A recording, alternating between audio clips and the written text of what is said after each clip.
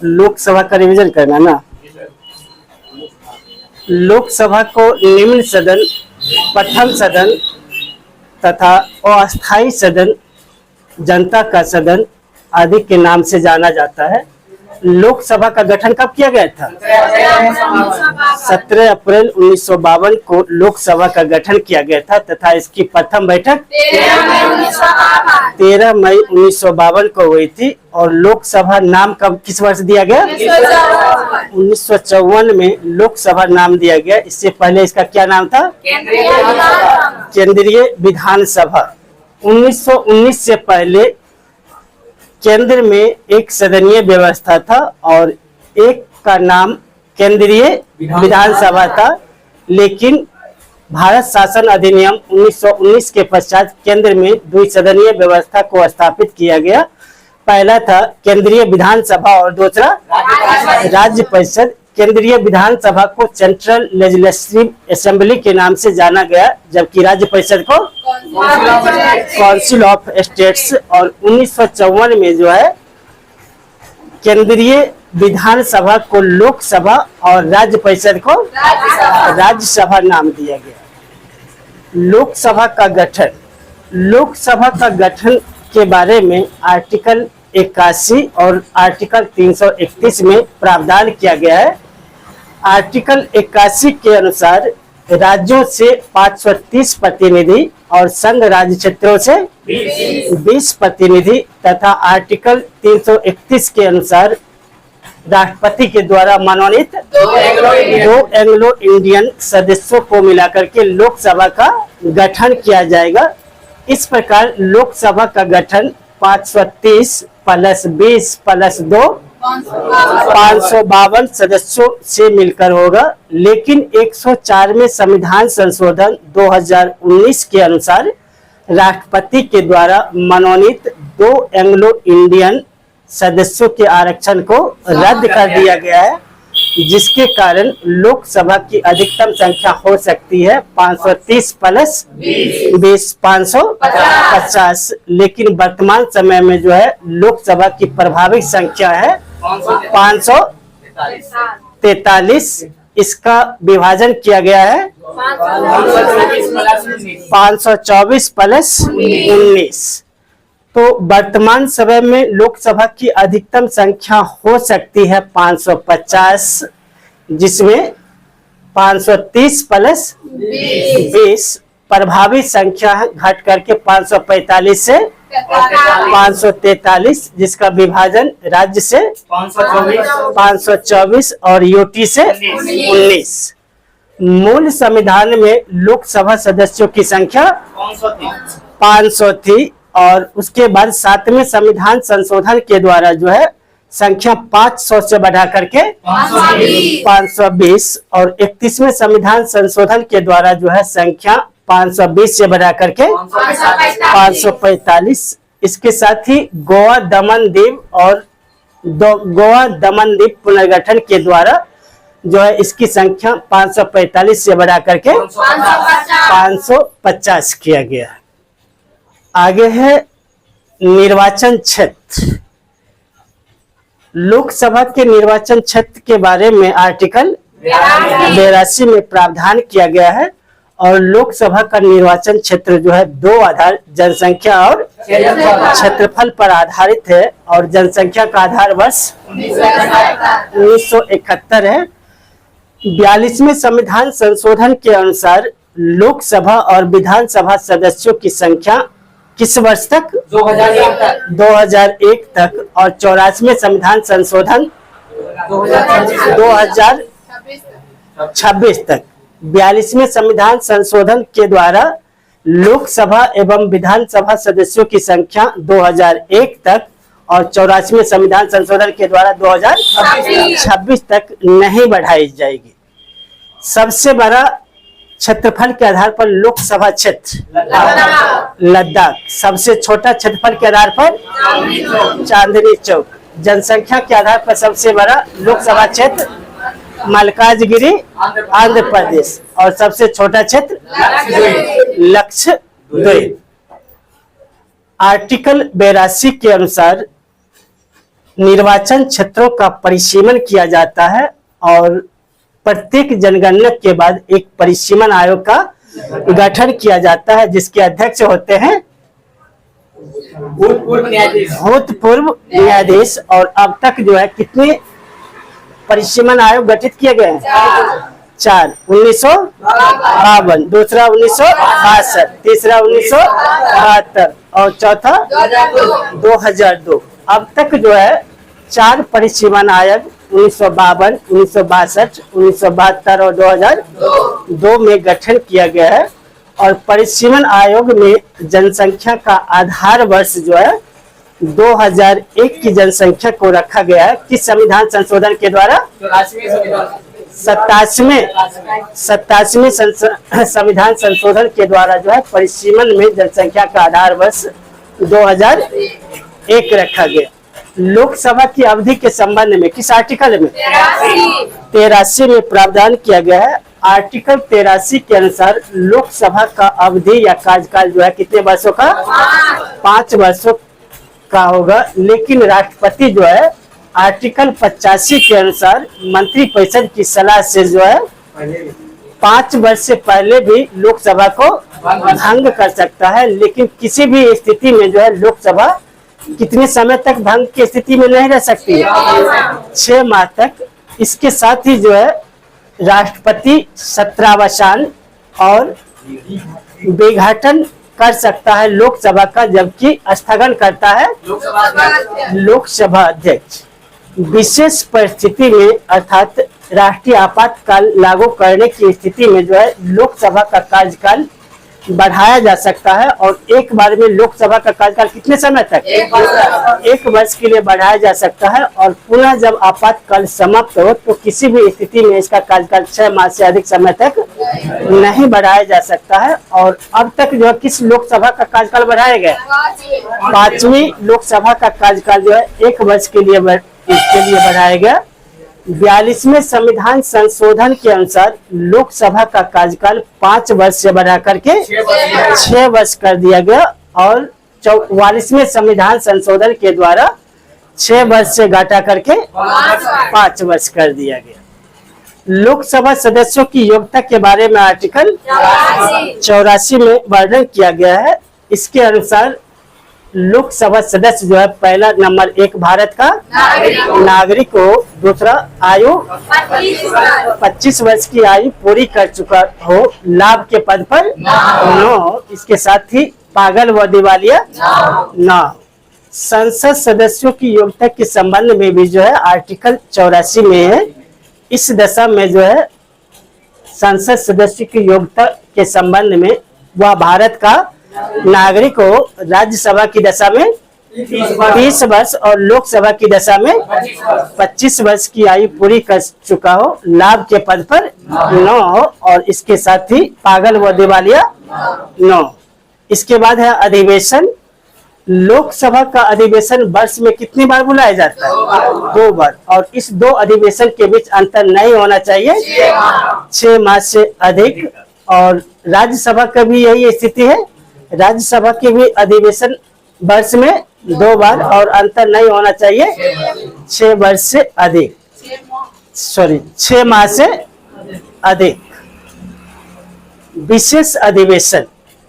लोकसभा जो है जब राष्ट्रीय आपातकाल को नामंजूर करना होता है तो उस समय में विशेष अधिवेशन बुलाता है। और विशेष अधिवेशन जो है जब लोकसभा का सत्र चल रहा हो उस स्थिति में लोकसभा अध्यक्ष को, और जब सत्र नहीं चल रहा हो तो राष्ट्रपति को लोकसभा के 1/10 सदस्य जो है लिखित सूचना देता है। कितने दिन पूर्व?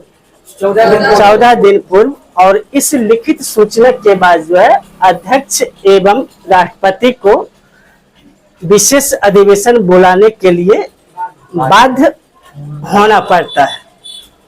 आरक्षण के संबंध में जो है आर्टिकल 330 में लोकसभा और आर्टिकल 332 में विधानसभा में SC और ST के आरक्षण के संबंध में प्रावधान किया गया है। लोकसभा में एससी के लिए 84 और एसटी के लिए 47 स्थान आरक्षित है। इसी प्रकार आर्टिकल 331 के अनुसार लोकसभा में और आर्टिकल 333 के अनुसार विधानसभा में राष्ट्रपति के द्वारा मनोनीत एंग्लो इंडियन को आरक्षण प्रदान किया गया है और इस आरक्षण को 104वें संविधान संशोधन 2019 के द्वारा जो है समाप्त कर दिया गया। लोकसभा के कार्य एवं शक्तियां, पहले शक्ति था मंत्रिपरिषद पर नियंत्रण। मंत्रिपरिषद सामूहिक रूप से किसके प्रति उत्तरदायी होता है? लोकसभा के प्रति। और लोकसभा जो है मंत्रिपरिषद पर नियंत्रण रखता है और जब लोकसभा मंत्रिपरिषद के विरुद्ध अविश्वास प्रस्ताव पारित कर देता है तो उस स्थिति में जो है मंत्रिपरिषद को त्याग पत्र देना पड़ता है। इसके अतिरिक्त जब लोकसभा बजट प्रस्ताव को और राष्ट्रपति के बाद धन्यवाद प्रस्ताव को जो अस्वीकार कर देता है तो मंत्रिपरिषद को त्याग पत्र देना पड़ता है।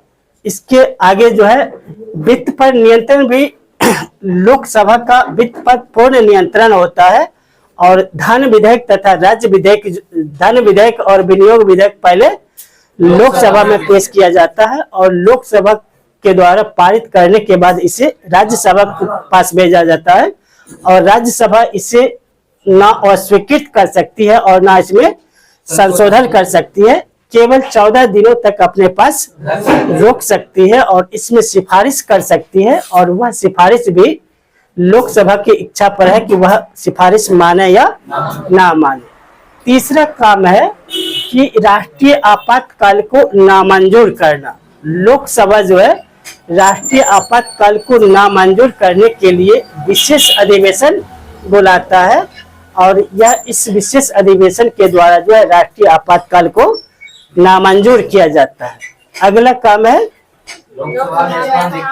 लोकसभा में स्थानों का रिक्त घोषित किया जाना। अगर कोई लोकसभा सदस्य लगातार 60 दिनों तक बिना अध्यक्ष के अनुमति के अनुपस्थित रहे तो उसके स्थान को रिक्त घोषित किया जा सकता है। इसके अतिरिक्त लोकसभा सदस्यों का काम जो है अध्यक्ष एवं उपाध्यक्ष का चुनाव करना है और साथ ही जेल भेजने की शक्ति भी लोकसभा अध्यक्ष को है और इसके अंतर्गत 1977 में जो है पर्चा फेंकने के कारण किसको जेल भेजा गया था? इंद्रदेव सिंह। लोकसभा के विघटन का प्रभाव, जब लोकसभा का विघटन होता है तो लोकसभा में सभी लंबित विधेयक समाप्त हो जाते हैं और लोकसभा में लंबित विधेयक, लेकिन राज्यसभा के द्वारा पारित विधेयक जो है वो भी समाप्त हो जाते हैं, वो भी समाप्त हो जाते हैं।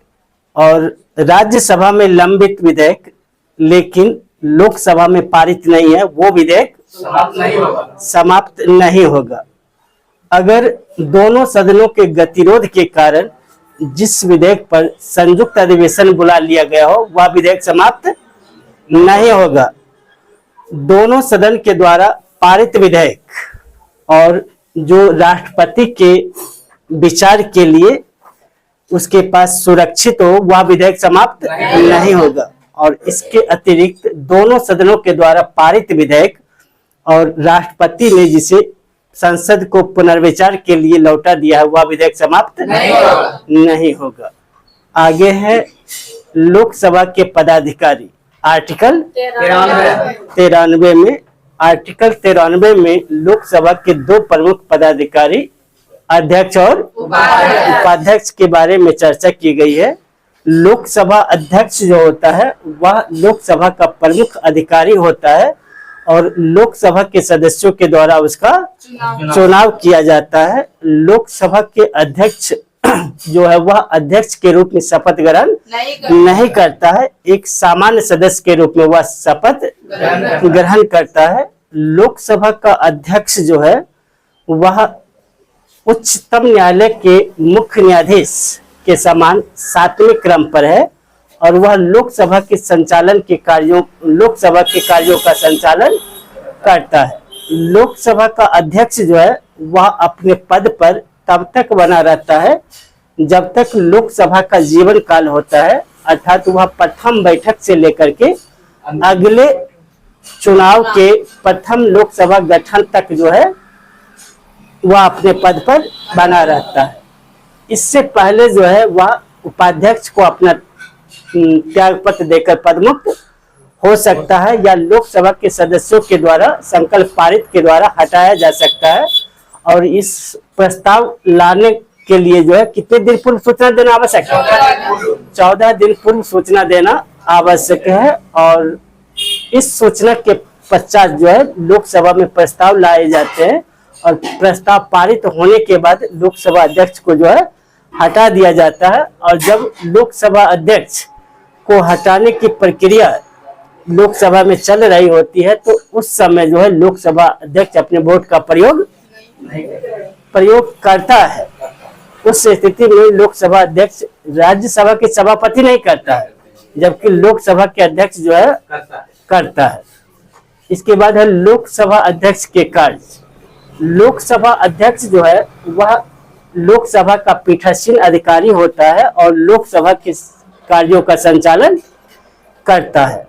वह पहली बार मत का प्रयोग नहीं करता है, लेकिन मत बराबर होने की स्थिति में निर्णायक मत का प्रयोग करता है। वह विधेयकों को प्रमाणित करता है और साथ ही यह कोई विधेयक धर्म विधेयक है या नहीं इसका निर्णय लोकसभा अध्यक्ष करता है।